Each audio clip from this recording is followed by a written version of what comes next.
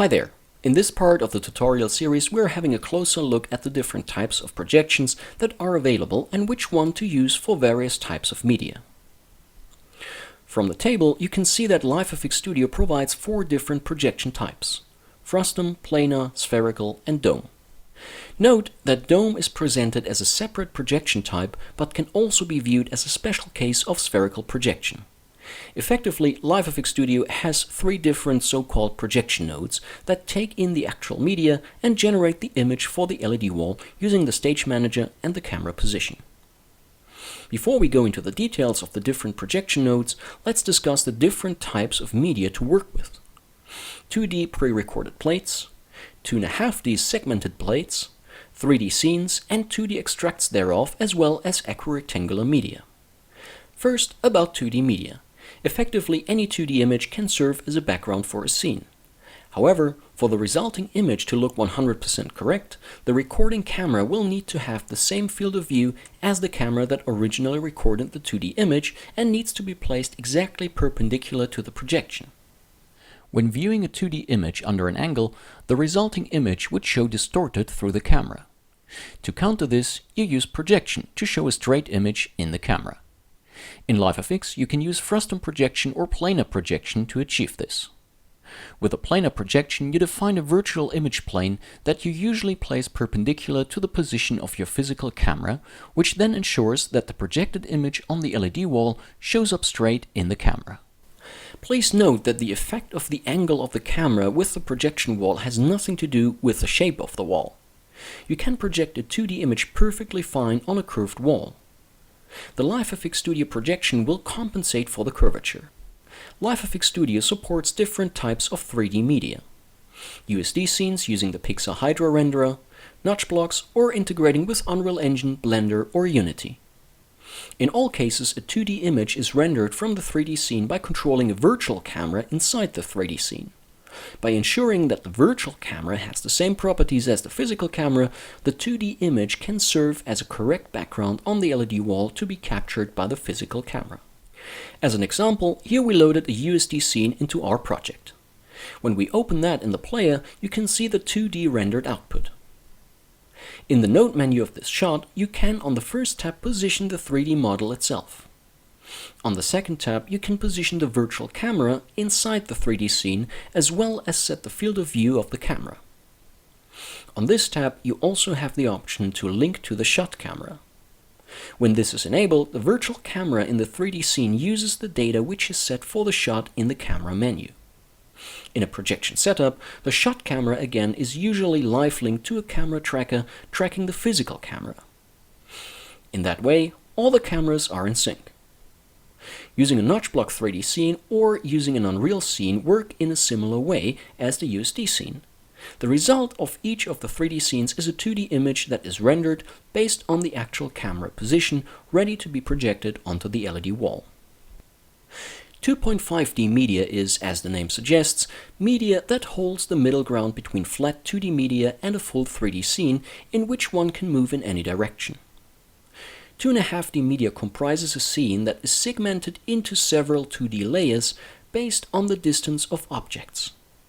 Each of those layers is then placed at different positions in Z-depth in a composition shot that uses a virtual camera with the same properties as the physical camera. Moving the camera will create parallax perceived as 3D, even though the result is again a 2D image that is projected onto the LED wall. Let's have a look at an example. Here we have a composition shot with 3 layers. Each of the layers contains a segment of the complete shot. We can see that by deactivating all layers and then activating them one by one.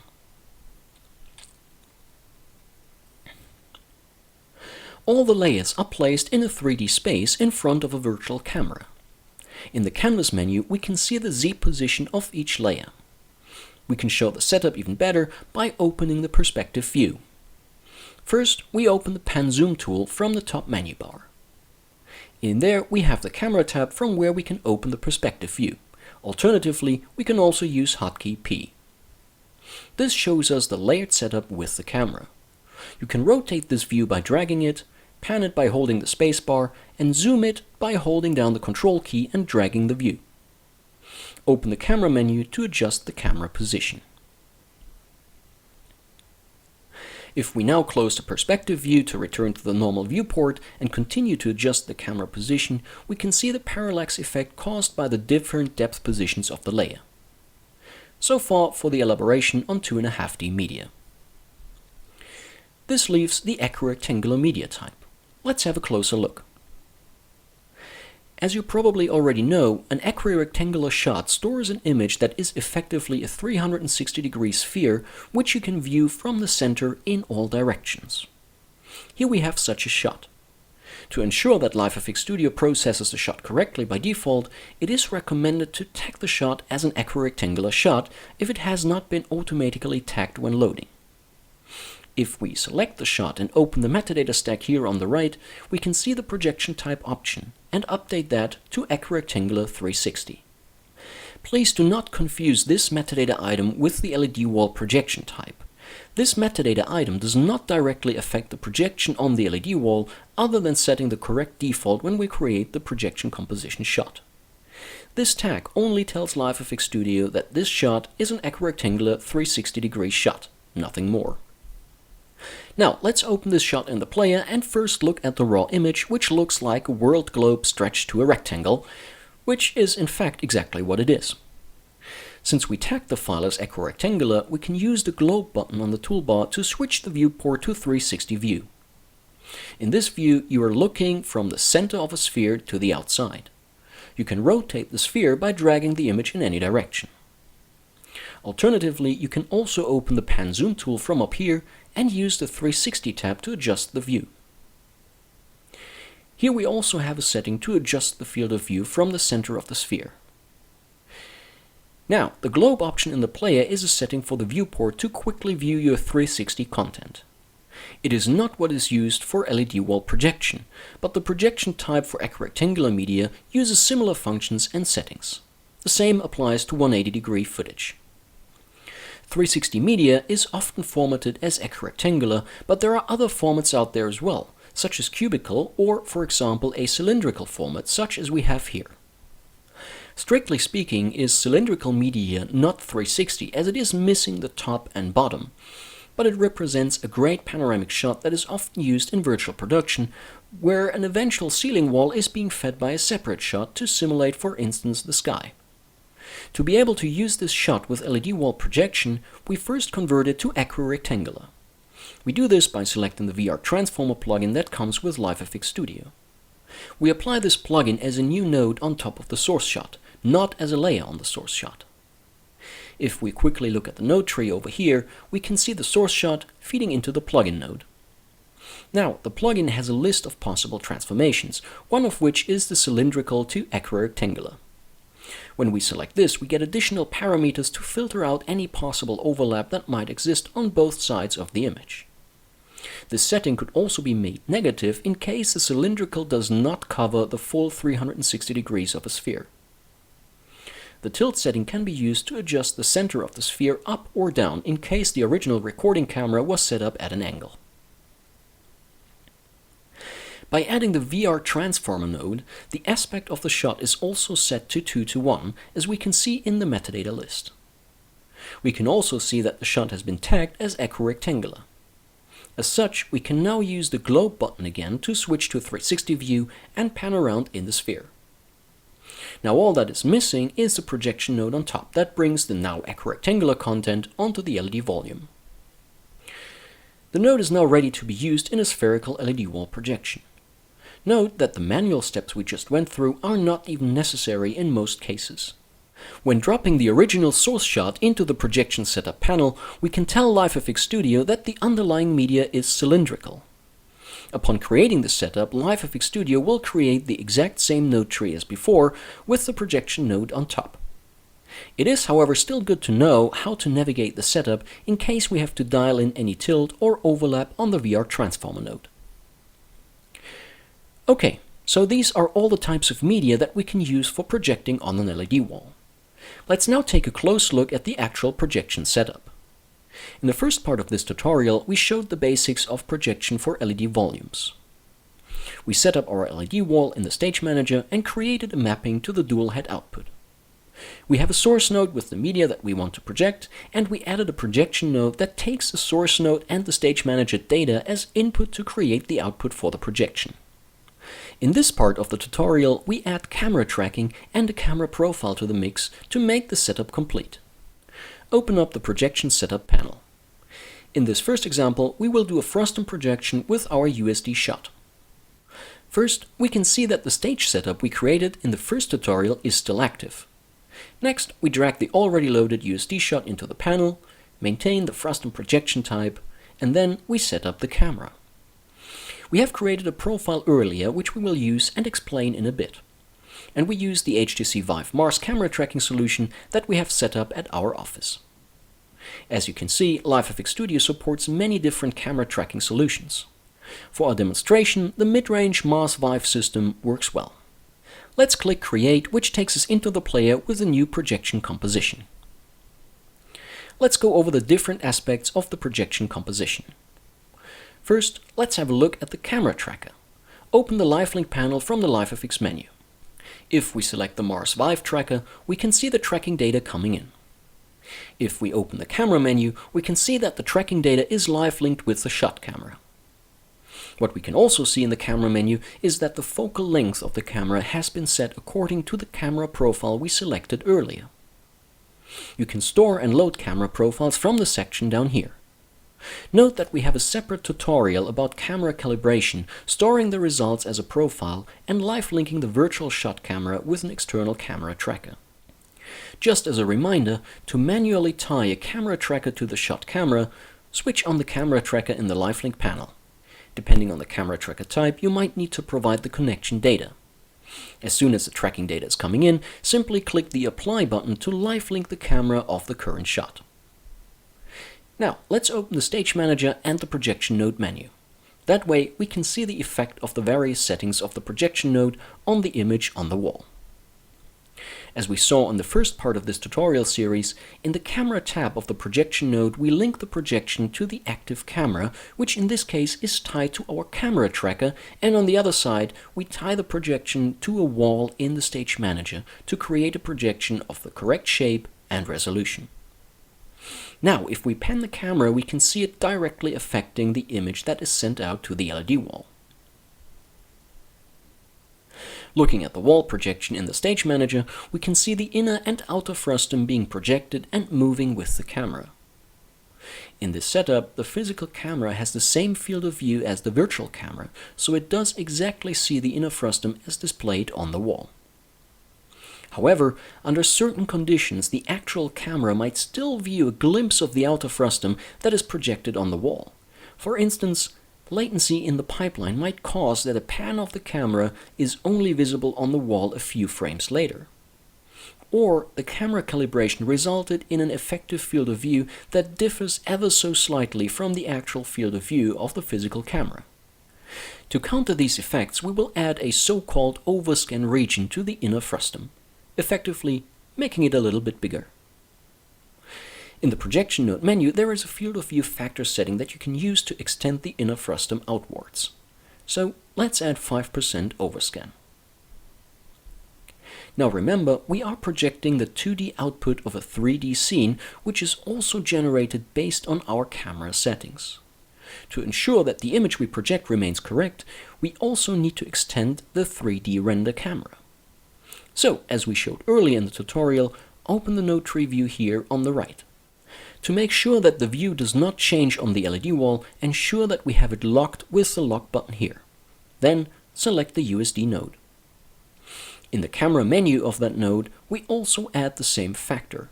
So now the output of the 3D scene is the same as the frustum that we project. We could also have this achieved by adjusting the focal length of the shot camera in the camera menu. However, there are a few reasons why you would use the field of view factor rather than adjusting the shot camera. First of all, the shot camera parameters might be used by other parts of your composition that do not need the factor. Second, you might have live linked the shot camera using dynamic tracker data. And third, when you, for example, record the scene and enable writing a sidecar file with the camera metadata, then you would want the actual camera settings to be accurately recorded. any dialed-in factor should be stored separately. Till so far, the inner frustum. Let's take a look at the outer frustum. In the Background tab of the projection node, you set what to project in the outer frustum, or in other words, the background to the frustum. By default, it takes the image of the inner frustum and then fits that onto the outer frustum. To distinguish between the inner and outer frustum, you can use the gain setting, which allows you to either dim down the outer frustum or highlight it. In many scenarios, the content inside the frustum can be easily distinguished from the background without changing its brightness though. Later on, we will also show methods to grade the inner and outer frustum separately. Now, instead of automatically fitting the content of the frustum to the background, you can also scale and offset it manually by switching off the fit option, like this. Alternatively, instead of using the inner frustum image, you can also choose to extend the outer pixel of the inner frustum over the remaining part of the LED wall. Note that if the inner frustum image content has some action in it, this might give a rather volatile effect on the rest of the wall. The third option for the outer frustum is to use a different shot altogether. To do that, we need to switch to the Inputs menu. This menu is a generic menu available with any effect node in a composition. In this menu, you can manage the inputs of the current selected node, in our case, the projection node. As you can see, the frustum to wall projection node can take two inputs. The first input is our USD source shot. On the second tab, we can load a different node for the background, which is our outer frustum. To get the shot, we use the fetch option to select it from the construct. Here we have our shot, but we could also select it from a different construct via the project tree, or instead of using the fetch option, use the import option and import a clip directly from disk.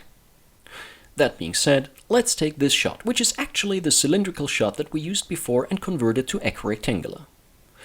We drop it into the Inputs menu, and as you can see, the outer frustum now shows this shot. And because the shot that we added as input was correctly tagged as equirectangular, we can now use the pan, tilt, and roll controls to adjust the view of the portion of the sphere that we want for our outer frustum. Now, taking a quick look at the node tree, we can see the newly added outer frustum background clip in the composition. This means that we can easily navigate to that shot and, for instance, color grade it separately. Okay, that's it for the frustum projection. Let's move on to the planar projection. To demonstrate the planar projection, we're using regular 2D media, in this case driving plates, used as a background for a car scene. The first step is to load the driving plates. Click the Import Clips button and select the folder with your driving plates. Now in this case we have a series of plates, all shot from different angles on a car. We can load the plates all at once by enabling the Select Folder option. To ensure that all plates are loaded into a single slot on the construct, we ensure that the depth option is set to 0. The specific value that you need depends on the folder structure in which the media is stored. Please check the manual for details regarding the depth setting in the file browser. Hit OK to import the clips. Now we can see all the available plates with this scene. Let's have a quick look at them. Note that in some cases the different plates are stitched together to a single equirectangular shot, but often you will need to work with the individual 2D angles. Okay, now that we've seen them, let's use this angle for our background projection. We start as usual in the Projection Setup panel. Select Stage, drag in Shot, and make sure the planar projection type is selected. Next, select the camera profile as well as our tracker. Click Create and we're back in the player. And just like we did before, let's go over the Node menu. In the first tab, we tie the projection to the wall in the Stage Manager. Nothing new. On the second tab is where most of the magic happens. Here, you define an image plane. Whenever you have a planar to wall projection node loaded in the player, then the Stage Manager will show the projection plane of that node. Keep in mind though that the plane is tied to the node, not the wall. Each instance of the planar projection node has its own projection plane, even if they are placed inside the same stage or behind the same wall. Let's position the image plane directly behind the LED wall and scale it up a little so we can cover most of the LED wall with the imagery. Now, how does this work? The source image gets projected from the camera position onto the image plane. The projection node then calculates where each pixel on its way from the camera position to the image plane hits the LED wall. As you can see, when you change the position or size of the plane in the node, the actual projection onto the wall also changes. Same for the camera's XYZ position. The camera rotation does not affect the projection because the projection is based on the image always filling the full plane based on the camera position. With the planar projection, it is relatively easy to set up your background without having to adjust the scene in front of the LED wall. You usually want to position the plane perpendicular to the physical camera and then scale the plane to get the correct proportions with the scene. The output of the planar projection does not necessarily cover the full wall. This depends on the position and size of the image plane. However, you can enable the background option to reuse the plane image and fit it on the black parts of the wall. Alternatively, you can also, just like we did with the Frustum projection, load an entirely different shot as background image in the Inputs menu. Now, before we move on to the other projection types, let's quickly show how easy it is to switch planes. We can obviously create a new projection composition from the construct. However, a faster alternative is to create a version of the current projection composition we have from the version stack.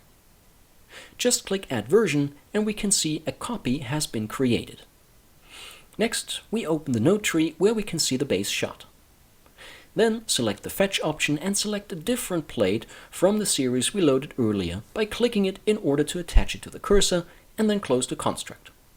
If we now hover over the source shot in the node tree, we can select the Replace option, which then just replaces the source shot in the composite and leaves the rest of the planar composition as is. In most cases, though, you will want to adjust the image plane a bit to get a different angle of the projection. But any grade, if we put that onto the projection node, is maintained. This concludes the planar projection. Let's quickly continue with the last two projection types, the spherical and dome projection. As usual by now, we start in the projection setup panel. Select the stage, and this time we drag in an equirectangular shot. Because it is tagged equirectangular, the media type here is automatically adjusted, and so is the default projection type. We set the camera profile, but this time for demonstration purposes we will not use the camera tracker because we want to manually adjust the shot camera position. We do enable the Frustum highlight option so we can show a bit of inner and outer Frustum color grading. Click Create, and here we are in the player again. Let's again first have a look at the menu of the equirectangular to wall node. On the first tab, we see the familiar link to the Stage Manager, and on the second tab, we have the link to the shot camera, as well as pan, tilt, and roll controls that allow you to dial in the default orientation of the sphere that we are projecting onto the wall. In an equirectangular projection, the physical camera represents the center of the sphere, replacing the original physical camera that recorded the shot in the first place. The projection radiates out in all directions and hits the LED wall under a certain angle. Let's open the Stage Manager again to see the effect on the LED wall and open the camera menu. Remember that we did not tie the camera to a tracker so that we can easier demonstrate the effect of repositioning the camera. Because if we move the camera in XYZ, then effectively we move the center of the sphere right with it. The image radiates out in all directions, then hits our LED wall from a different angle as before. This also means that if we rotate the camera, the projection is not affected as the center of the sphere stays in the same place.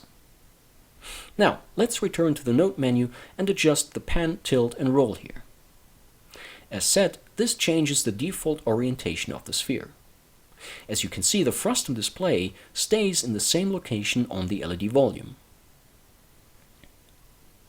Speaking of the Frustum display, this is not part of the projection node as we saw with the Frustum and planar projection. Remember, we selected the Frustum highlight when we created the spherical projection. Let's open the node tree as well as the layer list. In the layer list, we can see two layers, the inner Frustum layer and the outer Frustum layer, each of which can be graded separately. When we look more closely at the node tree, you can see that each of the layers has a matte input. You can tell by the little M displaying above the node icon. Let's select the node, but remember to have the log view icon enabled so that we can see the node in context. When we look at the node menu, we can actually see that this is a Frustum to wall node, the same node that we used earlier for the Frustum projection. The node is normally linked to the stage manager as well as to the shot camera. The secret of this node, however, is that it also generates a matte for the Frustum based on the wall and camera position. We can see the matte by toggling the alpha channel button on the toolbar here. Let's go back to the top projection node and adjust the rotation of the camera in the camera menu. Now we can see the Frustum rotate with it. Let's go back to the normal RGB view, and now select the Frustum inner layer and open the Fill Matte menu. In the matte menu, we can see that the alpha channel is selected. When we click the Frustum outer layer, we can see that in addition, the invert option is enabled as well. This inverts the matte so that we have a matte for the outer Frustum. Now with each layer tied to a matte, we can grade the inner and outer Frustum separately. We can select the inner Frustum and give it more contrast, like so. And we can select the outer Frustum to dim it down even more and give it a bit more of a red glow. Of course, we can also at any time create a new layer in the layer stack, and by not feeding it any matte whatsoever, color grade the entire LED wall output. Now for the final part of this section in the tutorial on projection, we discuss the dome projection type.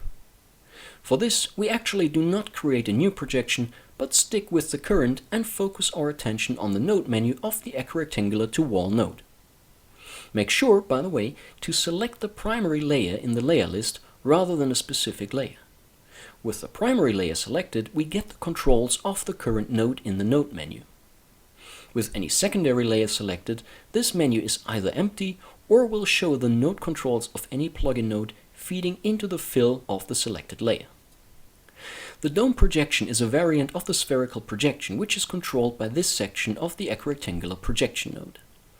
Using the drop-down, you can select either a spherical projection or a dome projection. Here is a schematic to better understand the difference. As we already mentioned, in a spherical projection, the center of the sphere moves with the camera. In a dome projection, however, you set the center of the sphere manually, and the camera then freely moves inside the sphere, which in that case is cut in half to represent a dome.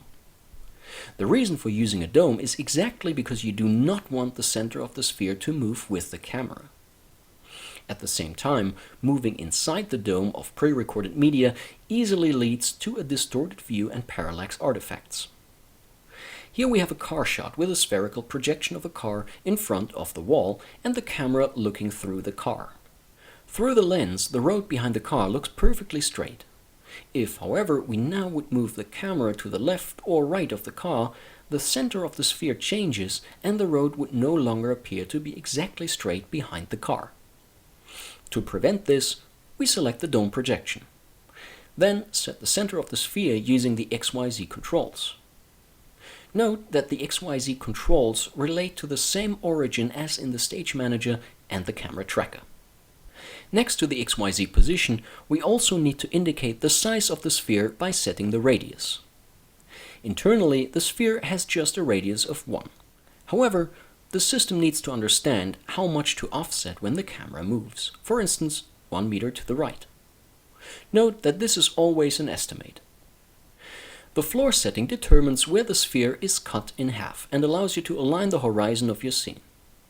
Note that this easily results in distortions of the image, especially on objects that appear close by. In general, using a dome projection and adjusting the floor level works best for scenes of wide open spaces with few objects close to the original recording camera. This concludes the part of the tutorial about LED wall projection. In the next part, we're going to take a closer look at more complex setups with multiple walls or walls that are controlled by multiple LED wall processes. See you there.